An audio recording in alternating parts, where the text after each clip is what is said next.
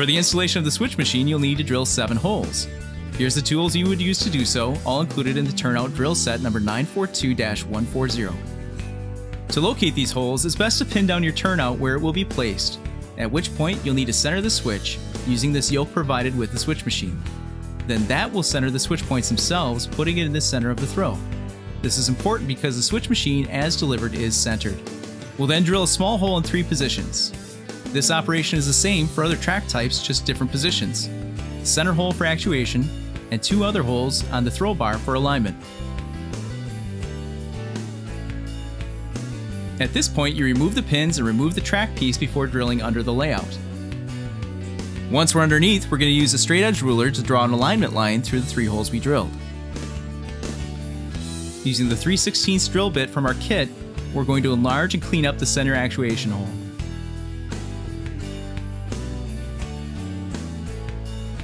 Then we're going to widen that hole about halfway through the layout to 1/2 inch.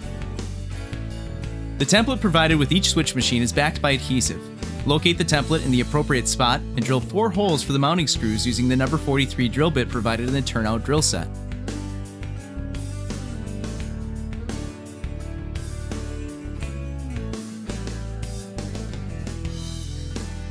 With your track and centering yoke back in place, insert the switch machine with the output rod through the center hole in the switch throw bar.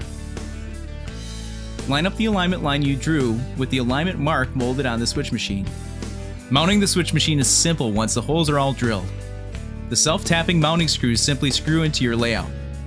Once the switch machine is mounted, note that the 2 points are centered between the stock rails.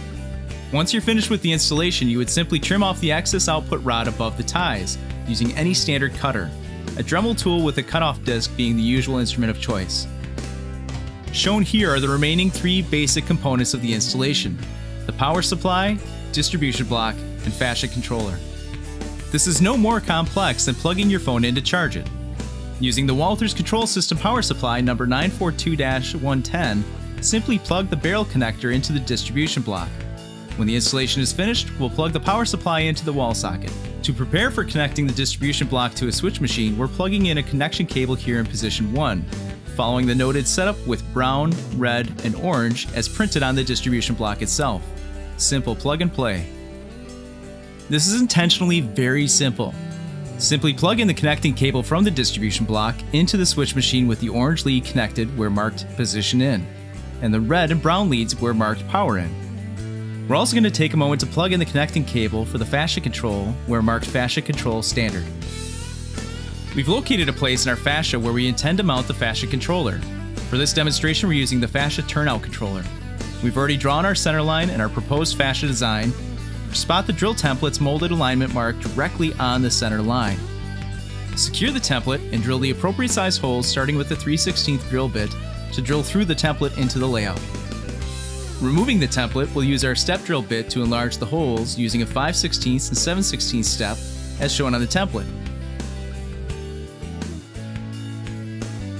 Next, we sand down the drill points, and we simply mount the controller to the fascia. We'll then plug in the connecting cable from the switch machine. Here's an example of what a final fascia interface may look like once finished. Before plugging in our power supply, we're going to make sure that the centering yoke is removed from the track, and we're going to remove the center jumper from the switch machine. Next, we'll plug in our power supply. You'll see the LED indicator on the controller is lit now. We push the controller button, and you can see the switching job is complete. Shown again, you'll see the LED light on the controller changes from green to yellow, indicating the position of the switch. It should be noted that a DCC accessory decoder is integrated into the switch machine, and modelers can use a cab interface instead of the fascia controls.